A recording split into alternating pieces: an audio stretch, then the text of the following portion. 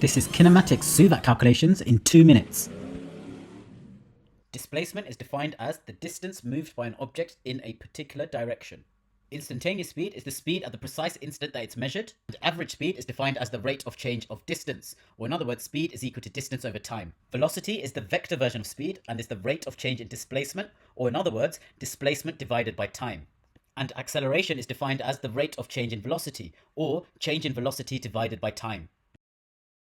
When you have questions that involve constant acceleration, you can use SUVAT equations. In a SUVAT equation, S represents displacement, U initial velocity, V final velocity, and A acceleration, and T is time. These are the 4 SUVAT equations that need to be used. So for example, if we had a car traveling from 6 meters per second to 15 meters per second in 2 seconds, you can label these as U, V, and T, and find an equation that relates U, V, A, and T if acceleration is what you want to find. This would be the equation V is equal to U plus AT. So you can rearrange that to give you V minus U over T and sub your numbers in to give you a value of 4.5 meters per second squared. If we wanted to work out displacement this time, we'd look for an equation which has S, U, V, and A in it. And that would be the equation S is equal to U plus V over 2 times T. So we can sub the values in as 6 plus 15 over 2 times by 2, which gives an answer of 21 meters.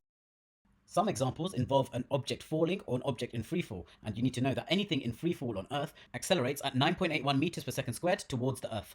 So if you have an object dropped at a height of 78 meters, you can work out the time taken to hit the ground by using SUVAT. S is 78 meters, U is 0 as it's being dropped from being stationary, and acceleration is 9.81. So we need a SUVAT equation linking S, U, A, and T. So that would be S is equal to UT plus half AT squared. You can cancel out UT as U is equal to 0 and rearrange the equation to make T the subject, which gives us square root of 2S over A. So 2 times 78 over 9.81 square rooted gives us 3.99 seconds. This was obviously a very quick summary. For a longer, more detailed explanation of the topic, check out the link to the full lesson and subscribe to my channel.